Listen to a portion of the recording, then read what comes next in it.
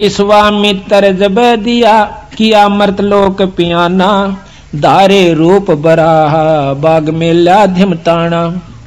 विश्वामित्र ने एक सुअर का रूप बनाया, जंगली सुअर का। राजा हरिश्चंद्र का एक बहुत कीमती बाग बहुत प्रेम से लगवा रखा था। उस सुअर ने वो सारी बगीची उखाड़ दी, नीचे हुड शरीर अपना मुंह देवे और उथल पुथल कर दे। को जावे नजदीक उस माली ने या उनको खाने भाजे, यानी तीर भी मार लिए, उसका कोई असर नहीं हुआ। तो सब उठकर राजा हरिश्चंद्र के पास आते हैं। तो हरिश्चंद्र बोल रहा, भाई की बात होगी? कहने लगे, महाराज जी एक ईसा का सूता हुआ रहा है, सुअर है, और वो तो सारा बगीचा उजाड़ दिया और हमने तीर गोली मार के देख ली, उसका असर ना होता। तो कहते हैं राजा हरिश्चंद्र ने खुद घोड़ा पिड़वाया, उसके ऊपर अपना अग्नि बाण लेकर, अगर के बाण लेकर के बैठ गया और सेना भी साथ चढ़ ली। एकदम राजा हरिश्चंद्र जब आवास है, वो सुअर उसमें से निकल कर भाग लेता है। राजा हरिश्चंद्र इतना तेजी से भागता है, सेना तो बहुत पीछे रहेगी, वो आगे चले जाते हैं। वहां जाकर के विश्वामित्र एक ब्राह्मण का रूप बना ले से, और एक लड़की और एक लड़का दो अपनी सिद्धि से तैयार कर देता है। उस लड़की को राजा के पास ले आवे, हाथ जोड़ कर न्यू कैसे, हे राजन, हे एक क्षत्रिय, एक विप्र का काम कीजिए। अक महाराज एक यहाँ पर शायर आया था, अकमन ना बेरा शायर सुर का, पर मेरा काम कर महाराज। किधर छुप गया होगा, कित पाओगा तना वो के काम से विप्रवर के एक कन्या है ये, इसका ब्याह करना से कुछ कन्यादान करना चाहिए था, कोई व्यक्ति नहीं मिल रहा था, आप आगे धन्य है। राजा हरिश्चंद्र आप तो सतवादी हो, आप क्षत्रिय हो, ये गरीब कन्या एक ब्राह्मण की लड़की का ब्याह हो रहा है, इस पर कृपा करिए। तो बोले महाराज जी ठीक से, स्नान कर ले, नहा धो लिया। कहते हैं कि इनका पति कहाँ है, उसको बुलाओ। उसी समय वो लड़का बुला लिया, फेरे करवा दिए। कहने लगे इनको कन्यादान दे, 7 असर्पी दे दी। लोग कन्या नहीं कर मांडा, ऐसे नहीं करा। तो वो कहता है हरिश्चंद्र कि तू राजा होकर और 7 असर्पी दिखावे, तेने शर्म नहीं आती, तुझे श्राप दे दूंगा। हरिश्चंद्र कह महाराज नो ना कर, या मैं थोड़ा लेके आया था, जल्दी में था, आप चलो जितना चाहो सो ले लो। कदे वहां मुकर जा, अक नहीं मुकरूंगा, अग लिख कर दे दे। क्या लिखवाओ? अग आपका सारा राज मेरे नाम लिख दे, वह पैसे दे देना तन दे दूंगा। कदे उड़ा जाकर राजा अपन दिखावा। तो उसी समय लिख दिया कि मैं सर्वस्व अपना राज्य और इसको देता हूं, ब्राह्मण के नाम करता हूं, विप्र के नाम। वापस आ जाते हैं। आगे आके राजा को ने बोला बैठ घोड़े पर। घोड़े पर बैठा के अगली तरफ और पाछा वो पंडित जी बैठ गया विश्वामित्र। राजा को गले से पकड़ लिया आगे तक, अब तो मेरा बंधुआ हो गया। अब सैनिका ने देखा कि राजा को अरे एक ऋषि पकड़े बैठा, तीर चढ़ा लिए। राजा ने बोला कि या तीन मना कर दे, क्यों मरवा है मुझे, ना अपना वचन हार जा। सब उसको कह दिया कि चुप भाई, मारो मत ना, इसका कोई कसूर नहीं है, मैंने लिख कर दे रखा इस टाइम। तो ने बोला इब्राज मेरे नाम हो लिया, बता कितना देगा वो? 70 जो है ना 100 असरफी चाहिए थी, 100 बार। वो बोला वो भी दूंगा। ने बोला कितना देगा? तो हार जा, अपने बच्चन ने कह दे मैं नहीं दे सकता। ना ये नहीं कह सकता, कुमा के दूंगा। कुमागा 100 असरफी इतना 10 साल में भी ना कुमाई जा। ने बोला महाराज हमने बेच दे सारे परिवार ने चल के, तेरे पैसे जरूर दूंगा मां। तो उसी समय रानी को पकड़वा लिया और उसके बाल पकड़ लिया विश्वामित्र। राजा कति नहीं कसक्या, रानी को मतलब राजा को भी बहुत परेशान कर दिया अपनी सिद्धि से। तो फिर भी ने बोला विश्वामित्र के अब भी राजा अपने वचन ने छोड़ दे, मैं दोनों वन छोड़ दूंगा। कहते हैं वो रानी कहती है कि महाराज नजर नजरा में ऐसे ढंग तक कह रही है कि वचन मत हारना, वचन साधन नहीं है, और चाहे जीत मर जाओ पर आप वचन नहीं हारांगे। रानी ने भी ये प्रण करके यानी उसको सहारा दिया। उसको ले जा करके काशी में ले जाता है, अयोध्या में चौकी बिठा दी, यानी अपना राज बिठा दिया। अयोध्या में आकर के उसको बेचता, काशी में आकर बेचता है। राजा लड़के को और रानी को एक ब्राह्मण ले लेता है, हर हीरा नाम का। 50 बाहर के अंदर 50 जो भी असरफी थी या जो न देना था उसके रूप में। फिर आप जाकर के एक भंगी के पास जाता है। वो कहता है कि तूने मुर्द फरोश का काम करना पड़ेगा। क्या काम है महाराज? कि जो भी आवे मुर्दा उससे कफन उतार लेना ना, उसको 1.25 रुपया लेना है उससे टैक्स का। बोला अच्छा जी ठीक है, अगर छोड़ दिया तो तेरे से ले लूंगा। बिल्कुल नहीं छोड़ूंगा। ठीक है। कई दिन तक भूखा बाणा बैठा रहा। एक कहते हैं हफ्ते के बाद वो कालिया नाम का झिमर मुर्द फरोश वो आता भंगी वहां पर, कहता है कि हरिया कहा महाराज तूने भोजन नहीं खा रहा? महाराज आपने भोजन की कही नहीं थी। कहाँ खाऊं? ओ तेरे की, एक दुकान बता दी कि वहां से ले आ और अपना खा लिए, पैसे का हिसाब माफ कर दूंगा। तो वहां जाकर के वो क्या करता है, भोजन ले लिया एक व्यक्ति का। इतने में विश्वामित्र आके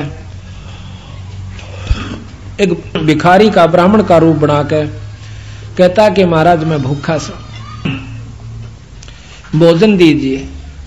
तो कहने लगा विप्र आधा ले ले, भला हो तेरा सारा दे दे, मैं तो भूखा मरू सू, आधे में काम नहीं चला विप्र राजा महाराज। कहते हरिचंद्र ने वो सारा उठा कर दे दिया, नौका न्यू बैठ गया। अगले दिन फिर जावस है 2 आदमियों का ले आया, 3 का। कदे कोई मांगने वाला आ जाए उसको भी देना होता है। अगले दिन फिर आ गया, आके ने बोला महाराज भोजन दो, हम क्या खेती करे हैं आपका आसरा से। कहने लगा विप्र आज बहुत लयास हूं, आधा ले ले। नहीं महाराज सारा दीजिए। ये कबीर साहब कहते हैं वो नरता मोए जो पर घर मांगन जा, अरुण तो पहला वह मरे जो जा मुख निकसे ना। ने बोला ले भाई ले जा। 15 दिन बीत गए, रोटी नहीं खाई, दुर्बल शरीर हो गया। और उधर से रानी आती है पानी लेने के लिए ब्राह्मण का, और उस घाट पर जब वह पानी भरवाई तो उठा को नहीं घड़ा। रानी कहती है कि महाराज ये घड़ा उठवाइए। और न बोला रानी कमाल कर रही है तू, ब्राह्मण के घड़े का एक भंगी हाथ लावे, मेरे बस का नहीं, इसमें अंदर बढ़कर उठा ले पानी का मां बढ़कर। यहां थोड़ी सी विपरीत कथा हमने सुनने को मिला करती थी कि घाट पर रानी पानी लेने गई थी कुएं पर, और वहां पर यह भी आ गया था पानी लेने के लिए। नहीं, ये गलत है। गरीबदास महाराज ने जो लिखी है वो सत्य है, क्योंकि इन लाखों वर्ष पहले की रामायण भी जो की तो मिलती है बंदी छड़ की। तो वहां पर रानी आई थी पानी लेने की खातिर। तो हरिचंद्र ने कहा कि अंदर पानी में डुबकी लगा करके घड़ा उठा लीजिए। घर आ जाती है। कुछ दिनों के बाद लड़का रोहतास उस पंडित जी की खातिर फूल लेने जाया करता था। वो रोजाना फूल ला करके पंडित जी को दिया करता था। वो अपने देव के ऊपर, अपने इष्ट के ऊपर पूजा किया करता था। एक दिन कहते हैं रोहतास फूल लेने के लिए जावा है, विश्वामित्र वहां पर एक सर्प का रूप धारण करके वो छोरे को डस लेता है। तो पड़ा पड़ा रोहतास ने कहा ऐसा कि माली मेरी मां ने जिक्र ना करिए भाई, पंडित जी ने बता दे जाकर। वो भाग्या जावस है। अब पंडित जी चाड़ा हो गया कि हो गया कि वो लड़का किसका था भाई, रोहतास नाम बतावस है, और वो तो सांप ने डस लिया और मर गया भाई। उसी समय भाग लेता है वो हरिहर पंडित जी हर हीरा लाल का, और इतनी सुन ली उस लड़की ने भी, यानी उसकी मां ने भी रोहतास की ने कि छोरे का तो सर्प लड़ गया। वह भी भागी आवस। बुरी तरह वो ब्राह्मण छोरे ने छाती लाकर रोया है बेटा कौन हुई रोहतासिया। तो कहते हैं रानी ने बोली महाराज पिताजी रोआ मत ना, ये ताने जाने हंस है, क्यों चिंता करते हो।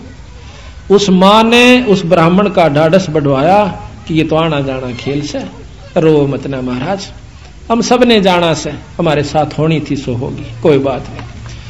अब वहां से लेकर के वो लड़के का कफन उसके ऊपर लपेट के कपड़ा चल देती है। अब गरीब की गेला कौन जा, हरी हीरा और 2-3 जने वो जाते हैं। जाकर के मर्द घाट पर लुटा देती है, फूकन की तैयारी करे से इधर उधर से लकड़ी तैयार करके। तो इतने में हरिया आ जाता है। हरिश्चंद्र कैसा कि माई वो दे टैक्स 100 रुपया काट।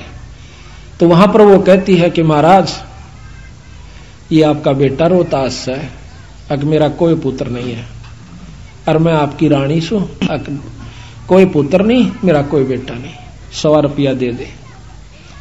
जो बोली चाला कर रहे हो कि यहां पर मैं किस पहले आऊं, इस नगर में मैंने कोई जानता भी कोई ना, और ना मेरा कोई भाई। इतनी कहकर रो पड़ती है, कहने लगे अड़ ये को नहीं चल है, 100 रुपया दे दे, मैं नौकर प्रयास हूं आज। तो वो कहती है कि मेरे पास पैसा नहीं, कफन उतार लेता है, और नो कहकर वह पागल हो जाती है और उस लड़के की लाश को पानी में डाल देता है। वह रोती हुई सिर पागल होगी, अकीब रह भी के गया, पति विमुख, पुत्र है नहीं, पागल होगी, सिर के बाल पाड़ती हुई। और फिर विश्वामित्र ने क्या करा, एक अंधी चला दी, जंखाड़ चला दिया। कौन जावा गरीब की गेला, सब अब अपने घर न टल गए। वह जाकर के एक मंडी में सिर छुपा लेती है, पड़ी पड़ी रोए, बेहोश हो जाती है। उधर से विश्वामित्र ने क्या करा, एक बहुत बड़े अधिकारी का लड़का एक बाघ का रूप बनाकर, चीते का रूप बनाकर छोरा मार दिया, पाट दिया और भाग गया लेकर के। वो ढूंढ पड़ी, जब वो विश्वामित्र ही दूसरा रूप बनाकर कहता है कि आजो मैं बताऊंगा, थारे छोरे ने एक डायन ने खा लिया। और क्या करा विश्वामित्र ने, एक पशु की को खत्म करके और उसका आगे उसके हाथ पांव खून खान लगा के घेर दिया और उसके मुंह का खून लगा दिया। बेहोश पड़ी थी वह रोहतास की मां तारावती। तो सारे उस राजा को, नवाब को, अधिकारी को, सैनिकों को लेकर के वो विश्वामित्र उस मंडी में ले जाकर दिखावस है कि यह पड़ी डांड और हाथ मुंह तलिए खा, और ये बाकी हाड हुड पड़े से। उसी समय कहता है राजा के बुलाओ हरिचंद को, जल्लाद को, इसकी शर्त उतार दे। कालिया को कहा कि कालिया इसका सिर उतरवा दे, क्योंकि वो सारे काम उन्हीं से जल्लाद रूप में भी वही क्या करते थे। उसी समय राजा हरिचंद्र को, क्यों नौकर था वो कालिया का, कि हरिया कि हाँ महाराज, किस डांड का सिर काट दे। अभी महाराज पकड़ कर बाल और तलवार ने मारने लग गया। पीछे से भगवान विष्णु ने तलवार पकड़ ली। ने बोला हरिचंद सफल हुआ।